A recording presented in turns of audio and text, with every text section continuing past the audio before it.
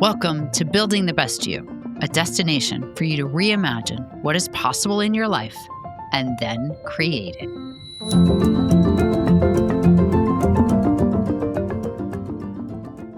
Welcome, everybody. I'm your host, Jeanne Collins, and today we have a return guest. We have Dr. Lotte on the show, and Dr. Lotte was one of my favorite guests from last year, from 2025, and she is really cool, guys, and she has a new course coming out, so I've invited her to come back to share about that, but before she does, she's a psychic medium. She's an ancestral healer. I've done a session with her. She was one of my favorite episodes from last year, so I will tag that in the show notes so you can go back and watch more about her.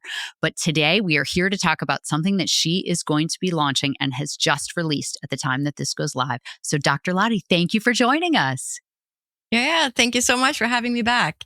Such a pleasure to see you again.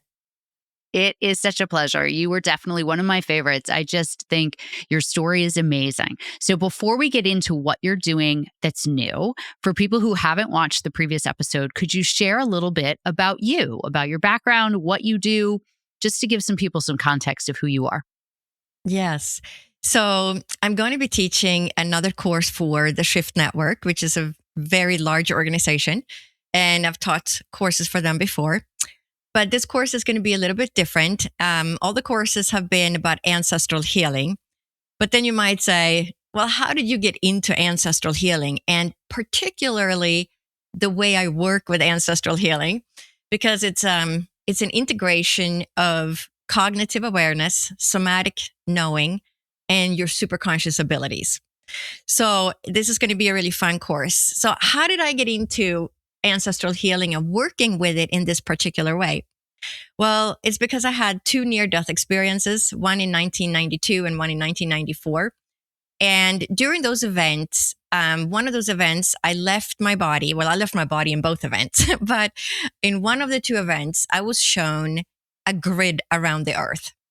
And the way I described it was this silvery, glittery fishnet, because that's what it looked like to me. And there were little nodes, so like sparkling nodes on this net. Well, they told me that everything on earth is connected to each other. And everything on earth is connected up to this grid. And with that knowledge, I got sent back. And that is really what my work has become today. So for many, many years, I was guided. I started hearing the spirit world the day after I had my first near-death experience in the ER. And I left my body in the ER. And then I started hearing the spirit world the next day, and I didn't have any belief system whatsoever in the spirit world or the afterlife or anything like that. I was a complete atheist. So for many, many years, it took me about 12 years. I laugh at it now because I know some people, they integrate, much faster, 5 or 6 years. But I was such a scientist that anything that I was told or shown or I knew things, I just discounted it saying, oh, that's just a coincidence. It cannot be that I'm getting information like this. So it took me 12 years to really learn to trust it. And I would have to write things down. Like the spirit world told me this, or, I saw this is going to happen tomorrow. I would have to write it down because I would literally gaslight myself saying, no, that was your brain playing a trick on you. That was just a deja vu. So after many, many years of this, I was guided to go to medical school. So I went to medical school when I was 54. And as soon as I graduated, when I was 58 and was going into my residency, the spirit world was waiting. And I had plans I was going to have 3 different clinics. I was going to be the medical director for these clinics. I mean, I came from the business world. So I was a national sales manager in the biotech industry before I went to med school. And when I was young, I was a programmer and systems analyst for IBM. So even though I had all those spiritual experiences, I kept thinking, oh, it's just for me. It's just, I get it. They're guiding me and that's what it is. Well, as soon as I graduated, I was sent to Arthur Findlay College. I was guided again and studied mediumship. And then I was working, I was doing my residency, I had my clinic, and it just became more and more spiritual. And I started doing mediumship readings. And this is how we get into ancestral healing. So as I'm doing mediumship readings on the side, working with people spiritually, because I understood that part is part of my life. even though I'm still working with people in the clinic or I'm seeing patients. So during one of these readings, I had like 4 readings in a row that were almost identical. And he kept showing me the pattern of the ancestors. And the story was, for these 4 readings, I would get the grandmother and I would tell the client, well, your grandmother had a really difficult life. She keeps showing me there was a lot of abuse in her family, and her husband, your grandfather, literally physically hurt your grandmother. Is this correct? And the client would say, yes, that is exactly right. Then I would say, I can see that, there were 3 children and your mom was one of them. And she grew up, your grandmother is showing me, and she married your father, but he was just like your grandfather. He was also abusive, and he also abused you, and he abused your mom. And the client would say, yes, that is exactly right. And this pattern happened like 4 times in a row with readings. And I said, wow, what is this? Why am I getting this pattern? It keeps showing me this pattern is repeating. So then I started studying ancestral healing. And ancestral healing is a form of counseling. So think of like family constellation therapy. It's similar to that. So you're looking at the patterns of how things are passed down through the generations. Well, so then I started working as an ancestral healer, but then that became an integration of my knowledge of how we are all connected. We're all connected through time and space. And when I started working as an ancestral healer, I was always working with the spirit world at the same time. So what has come from this work is this course that I'm going to be teaching. I'm going to be teaching people how to see these patterns yourself. We all carry ancestral wounds, right? We all have struggles in our life that we might think are not ancestral, but I'm going to say everything is ancestral in the end, because you came from your parents and your parents came from your grandparents and they came from their parents. So it becomes ancestral because the way that our parents and our grandparents, how they reacted, how they interacted with other people, the reactions that they had, that is based on their own experiences and where they came from and how their nervous system reacted. But those patterns gets passed down. And we now know, even from studying DNA, that patterns gets passed down on DNA. So the trauma that our ancestors experienced actually can change the DNA and the epigenetics. And so that gets passed down. So when we think that, we're more prone to getting PTSD or anxiety or metabolic syndrome, guess what? It does sometimes relate to the ancestors' experiences. Sometimes we don't know our ancestor story, and it will come to us in different ways. So in this course, we are going to tune in to our own intuitive abilities, because we are all intuitive creatures, and we're going to learn about our clairs and which clair, are you clairsentient? Are you clairaudient? Are you clairvoyant? Which clair is the strongest clair for you? Because many times we get this information. So if we go through life and we say, why is it that I have anxiety? Or why is it that I have these struggles? And sometimes we don't know the story of the ancestor. So we can't just say, cognitively saying, oh, I got this from my mom. My mom was just like this, and I got that from mom, right? But mom also got it from somebody else. But when we tune in with our intuitive abilities, using our clairs and using our somatic awareness, we can many times feel, see, or hear where this is coming from. And those are also patterns. So when we have maybe a tightness in the chest, or our legs feel wobbly, or we have negative self-talk, right? We can then start saying, oh, wait a second, where is that coming from? Because when we're working with the ancestral patterns, it is like, think of if you're in your car and you're driving along and all of a sudden your dashboard lights up and you're at a stoplight, you're looking at your dashboard and you can say, oh no, there's the light that came on. And it says it's something about the tires, right? So that's the symptom. The symptom is you're experiencing something And then it says, okay, it's the tire. So it tells you your symptom, anxiety, or the being passed up for the promotion, not feeling seen and heard in your relationship, communication has collapsed with someone, right? Those are the symptoms. But what is it that's causing the symptom, right? So you look at your dashboard, the tire light is on, that's your symptom. So now you pull over, you get out of your car, you walk around the car and you say, well, it's one of these tires. And then you say, oh, it's the front left tire. Oh, look, it has a nail in it, right? That's the problem. That's why you had the symptom. So the symptoms, the anxiety, the collapse of communication, and all these different things that we all struggle with, or the negative self-talk, those are the symptoms of an ancestral pattern that has not yet been resolved. But once we take a look and find the ancestral pattern, everything reorganizes, right? Because we are all connected.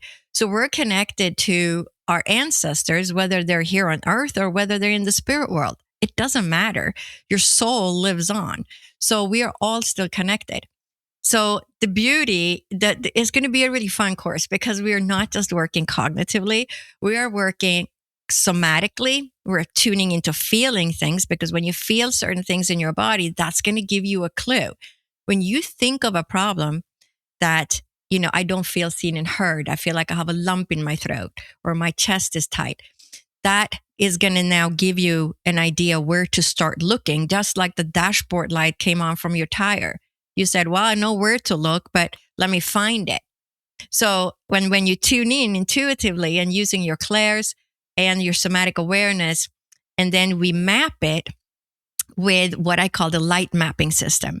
So the light mapping system is a scientific framework where we can then apply and say, does this belong to, so the light L stands for lineage break. Is this a lineage break? Does this relate to, does my tightness in the chest relate to, every time somebody pulls away from me, I get this tightness in my chest? Where is this coming from? Why do I even have that experience? So then we look at the light mapping system. So L stands for lineage break. Is it a lineage break? Did somebody in the family all of a sudden get sent to war and never came home? Somebody disappeared, right? So somebody died suddenly. There were things that were never resolved. So when you look at, let me tell you a story of a lineage break leading to an interruption of love, the I in light. So if you have a woman and this woman grows up, she lives in a family, she is one of the younger kids. And when she is 2 or 3 years old, her mom suddenly passes away. Well, there were tough times. They didn't have enough food. And the father was, sent to war. So there was no choice but to put this child in an orphanage. So mom was put in an orphanage when she was just a little toddler, right? So then now we have a lineage break because her mom suddenly passed away. And it becomes this empty hole for this toddler who really doesn't understand the consequences yet, because the brain is not developed enough for that child to really understand what's going on. So that child just experiences a loss of love and a physical loss of mom not being there to hug her anymore or love her anymore. Well, she grows up and then she gets married and then she has, let's say, a son. And this son, whenever the son wants, hugs and emotional closeness, she doesn't really know how to do it because number one, she lost that herself. So the son even though she loves her son very, very much, but she doesn't know how to show it. So it becomes an interruption of love. So the son he doesn't understand why it is that he sort of feels alone in the world, and he doesn't feel, like he's loved, but it's like it doesn't reach him because the mother doesn't know how to show it because of her own experiences. So it's not like anybody is at fault here. It's just the circumstances that the ancestors grew up in, right? So, but those patterns gets passed forward because those adoptions that mother did as a toddler She had to adapt to being in an orphanage. She had to adapt her nervous system to not being loved and cuddled and seen and heard and all those things that her mom had provided, because now she's in an orphanage and maybe there's one caretaker for 7 children of the same age. She's not going to get that same love and care. And that's pretty easy to understand, right? But what gets passed down is her adaptations to that. So in her, when we look at her life, something all of a sudden, you cannot trust love. Love is there one day and the next day it's gone, right? So what does she pass on to her son? Well, love is unpredictable. You're going to feel alone in the world. You're not going to get what you're looking for. So it's the adaptations that the nervous system makes during our prior ancestors' lives. And that's what gets passed down to us. And that's why it's so hard sometimes to understand, well, what is it? Why am I even struggling with this?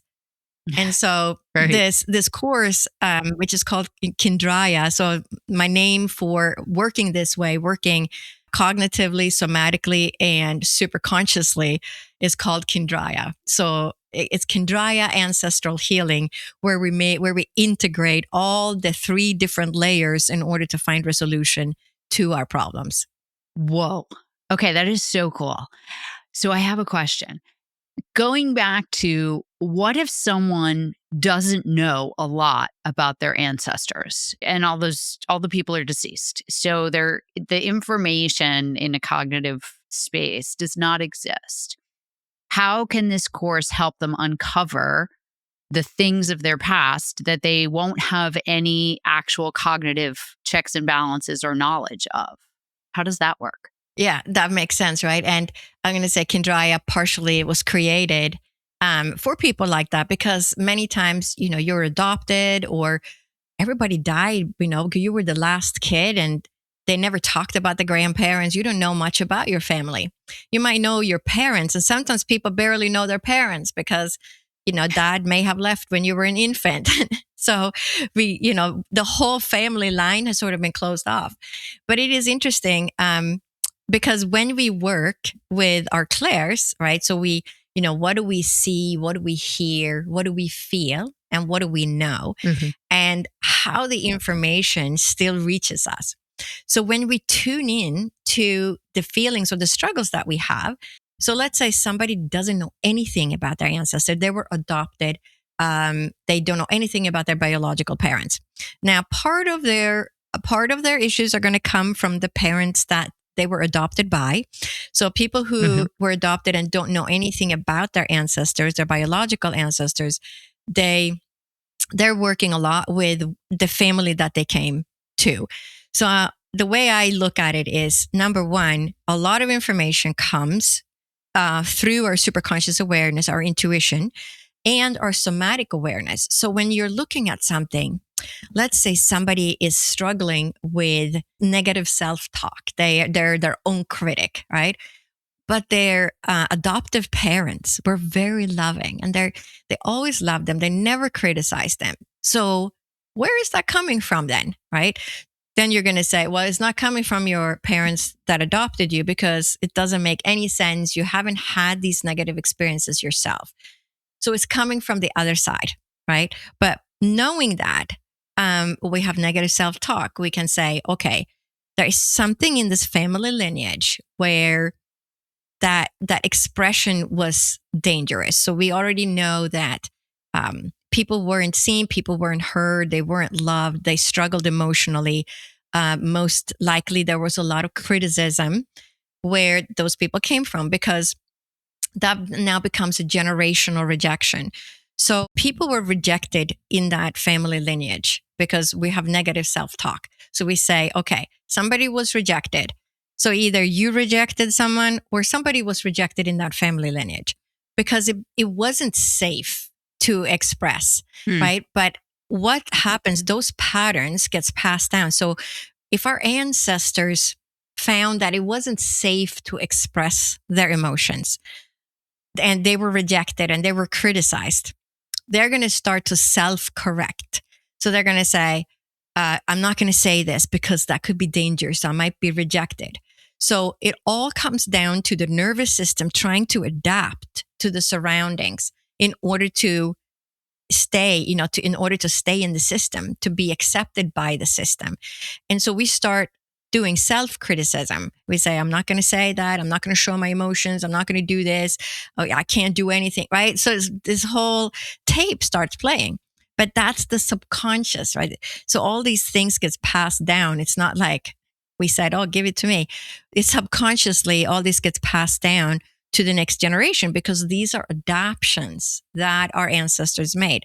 So when you think of, there's a great science experiments. There's a lot of research has been done. And there was a research that was done back in 2013, and it's called Ancestral Odor Fear Conditioning. And it was published in the Nature of Neuroscience, Epigenetic Inheritance of Ancestral Odor Fear Conditioning.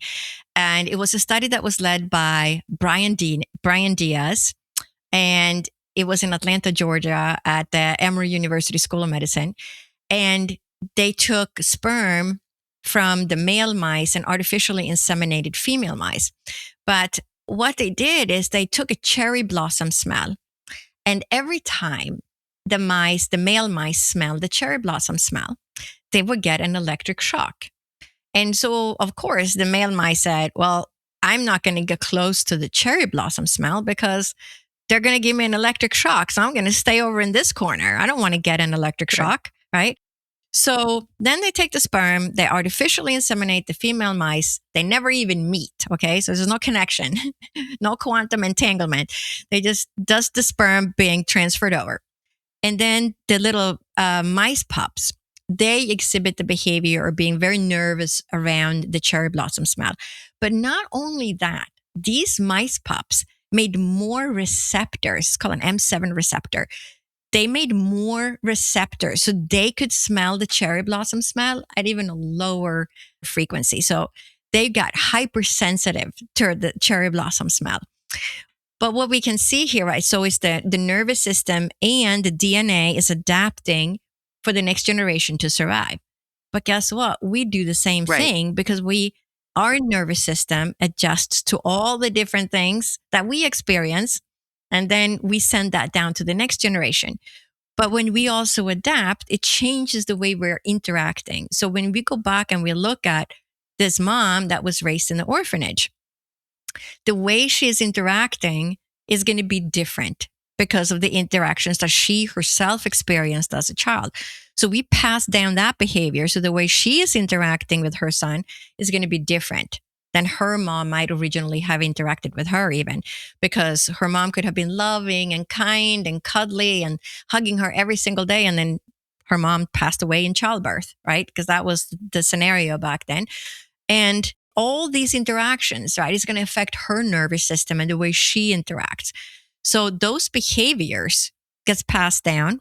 So she's going to behave differently because of her experiences and what happened to her ancestors. So see how this becomes this whole pattern that gets passed down through the generations. But when we go through life, we might not think about it that way, especially if it's something like, oh my goodness, my partner doesn't understand how to meet my emotional needs, or I feel like I'm doing all the work in the house. Why is it that I'm doing everything? Why do I have to tell my partner to help with the groceries or take out the garbage or whatever, right? Many times one of the partners is carrying the mental load and making sure everything gets done in the house. So that's a common issue, right? But all these things gets passed down. And it's not just that it's just your experience, because when you start looking at your ancestors, whether that information comes through your clairs or somatic experience, if you don't know anything about your ancestor, or if you're using all three because you do have some knowledge, or you heard a story about grandpa that you may never have met, but you heard a story about him when you were little. And then that story now comes up, right? So during this course, we're going to work intuitively, somatically, and cognitively. And so we're going to map these different experiences that we feel in our body or that we get intuitively together with the light mapping system, which gives us that scientific framework of knowing where to look. Got it. And then one step forward, once you have awareness, you know where to look, you've kind of pinpointed what it is that's impacting your nervous system. Does the course also include, okay, what do you do now with that information? Yeah. So the course is going to take you through, we're going to start by dipping our toes in all the different things. And then we tune into our clairs. So teaching people, everybody has a clair. It's just a matter of which clair is your good clair. Are you good at seeing, hearing, feeling, or knowing, right? Everybody has a clair that's stronger. Even if you have all the different clairs, one is typically stronger. You get more information one way. So I have all four of those clairs, but my clairvoyance is much, much stronger than the other clairs. So most of my information comes via images, right? Somebody else might just be clairaudient. They hear everything, and they don't get any information via the other clairs. And sometimes these people are professional, famous mediums, right? And they only get information through feeling or hearing. Somebody else only seeing. So, we're all different. It's just a matter of learning which clair is the strong one. So we're going to do that. And then we're going to start mapping all these different sensations. And then as we go through the course, everybody going to pick something for themselves. That's just, everybody works along themselves. It's all self work. We're not doing like group work. So we don't have to share our difficulties with anybody else. It's all just working ourselves. So I'll be guiding you the whole way. And then towards the end, in the last class, we're going to create healing. And I call these soul to soul communication journeys, where I guide the students to release the wound that has come up. So we do we go talk to our ancestors, and we do that through communication, right? Telepathic communication, because everything is connected. Just like animal communication or mediumship communication, we communicate by thought, right? We don't have to say it out loud. But then when we release that, the network or the grid, this grid I saw around the earth, the grid reorganizes so that we can create peace and healing for ourselves. Because it's once we recognize that there is a problem and we understand where the problem is coming from, and we witness that for our ancestors, that's when healing changes, right? Healing arises within us, and we can let go of that feeling, because all of a sudden we have an understanding of why it is that we are struggling with something. So it's not any different than learning math or learning division as a child. All of a sudden, you get it, right? Now I understand how to do division. Light bulb and it's moment. like that light bulb goes off, right? All of a sudden, that child gets it.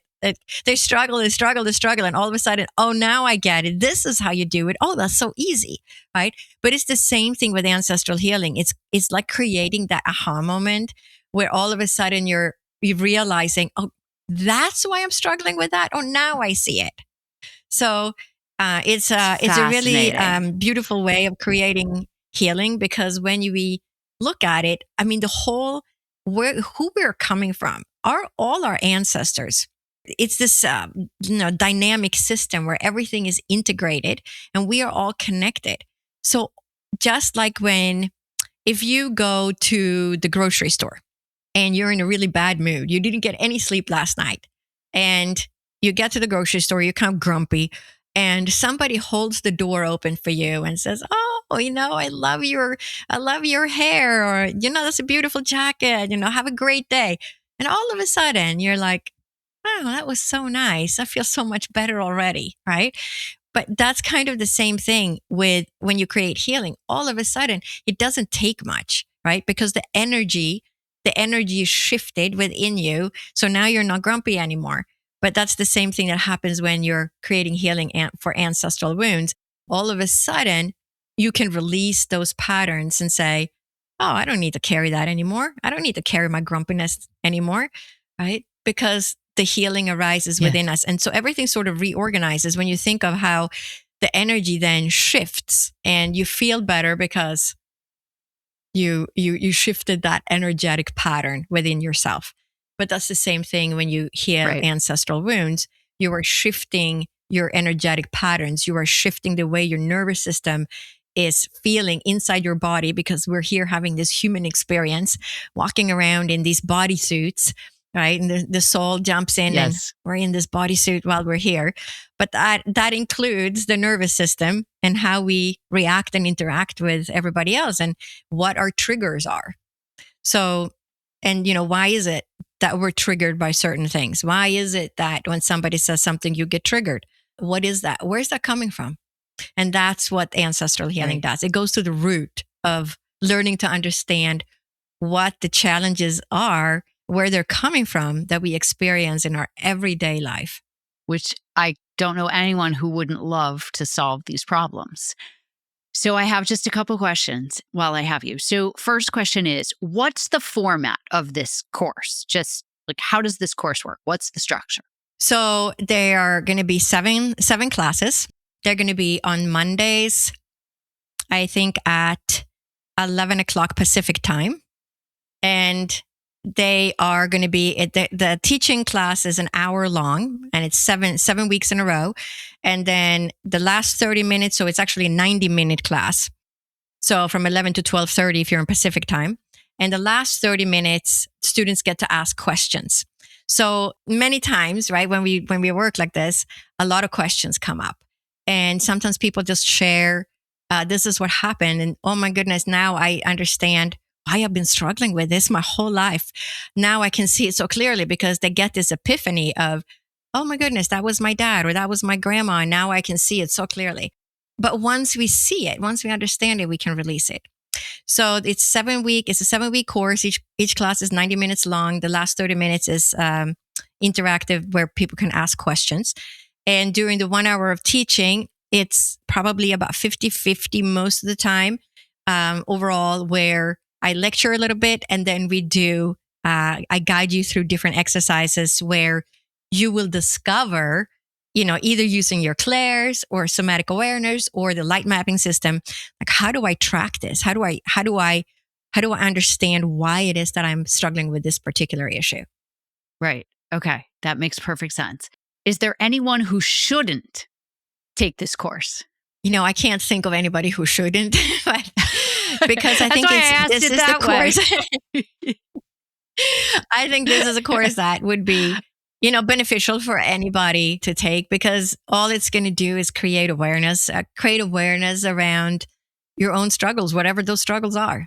It creates that awareness. Right. Okay. And so that, not only do we create healing for ourselves, but when we create healing for ourselves, we are all connected, right? So through quantum physics, or the people that received the Nobel Prize 2 or 3 years ago, that proved that if you have two sets of two particles, so there's two particles in one set and two particles in another set.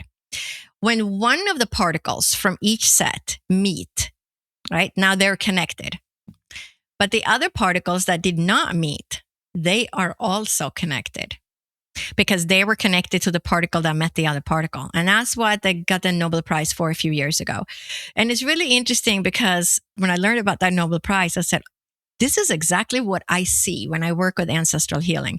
Because when one person heals, when one person does the healing, it affects everybody else that they know, whether they're in the spirit world or whether they're here. Because when we create healing, our energy shifts, our nervous system is going to act differently.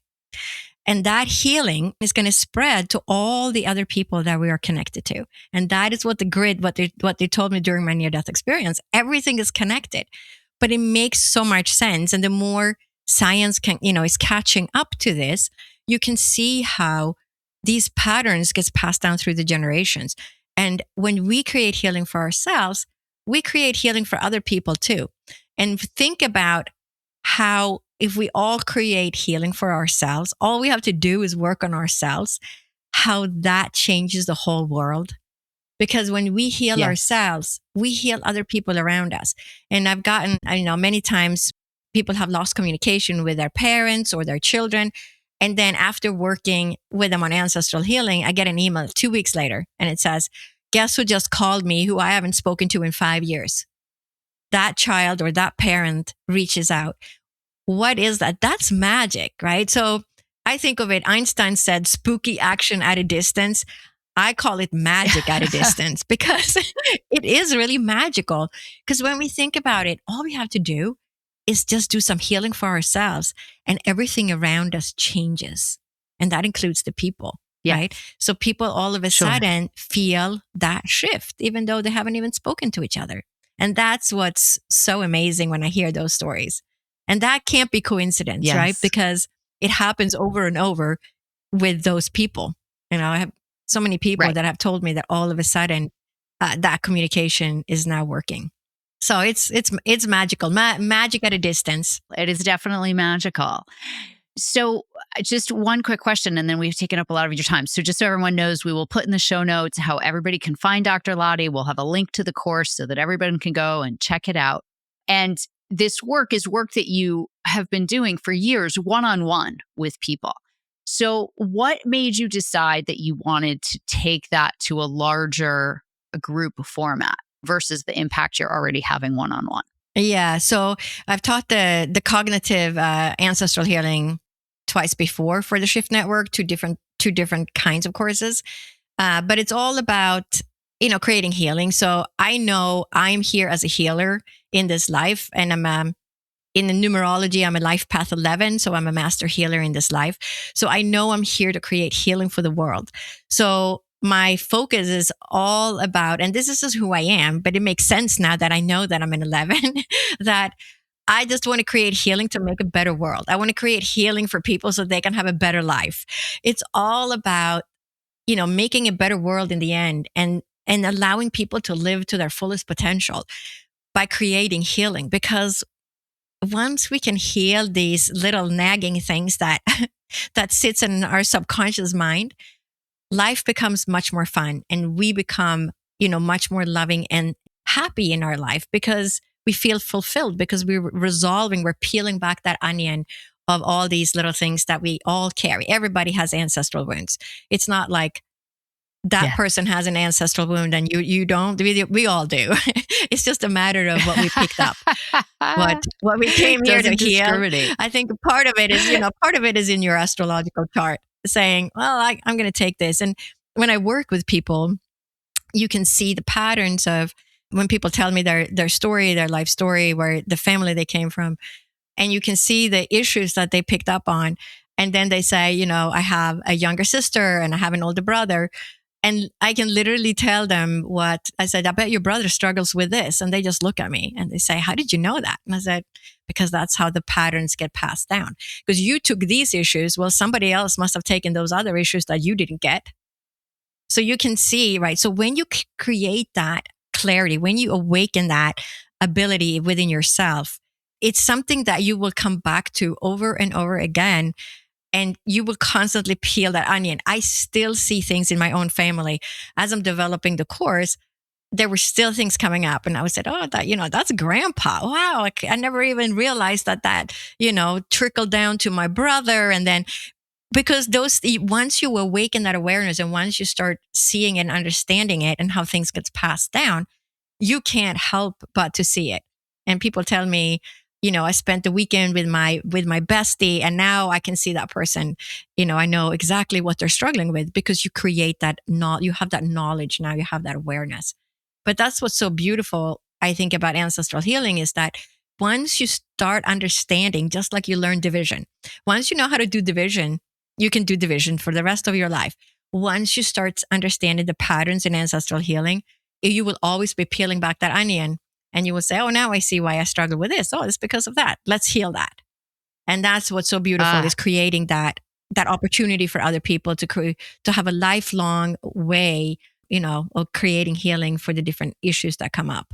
Which I'm so glad you said that, because I was thinking as you were talking that it seems like this is a learned skill. And once you learn the skill, if you learn it once, identifying one core issue that you have or one core thing you want to resolve or one behavior that you'd like to change about yourself, I would think once you've learned how to do that, it's almost addicting and you want to keep going.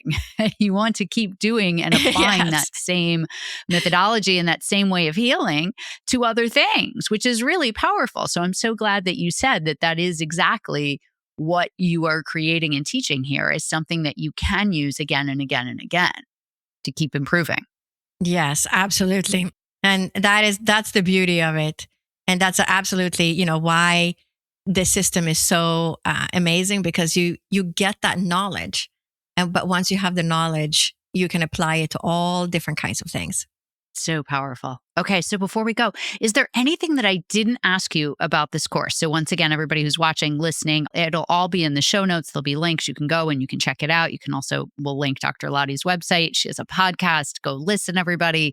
Is there anything that I didn't ask you that you want to make sure you communicate as part of the show? Yeah, so if people are still on the fence, there is actually going to be one free session on February 3rd where you can come. It's a live session where we'll be talking about the course more, in more detail. Or if you already know, then, just go sign up for the course. But there is a free session on February 3rd as well that you can sign up for. I love that. And when does the course start? It starts February 23rd. Okay. Perfect. And then for anybody who is watching this after February 23rd, do not let that stop you from reaching out to Dr. Lotte. I personally have done some private sessions with her, and she is amazing. So if you miss the opportunity to be part of the course, don't skip over trying to work with her, because she is a really magical, special human being and is definitely worth following and getting in touch with, whether it be ancestral healing or all kinds of other things that you do. So don't miss out, even if you pass the deadline to join. Thank you so much, Dr. Lotte. It's been such a pleasure having you on the show. I have so much respect for you, and you are just an incredible human being, a beautiful soul. Your energy is always, I just love being in your energy. It is amazing. And I appreciate you taking so much time and your mission to help other people grow and be better. So thank you so much. Well, thank you so much for having me. My pleasure. All right, great. We'll stay in touch. And everybody, go to the show notes to find out more. Thank you for joining us for this week's episode of Building the Best You. If you are ready to take a deeper dive into transforming your life, check out my Empowerment Fundamentals course on my website, houseofjermar.com. Thank you, and I will see you next week with another inspiring guest.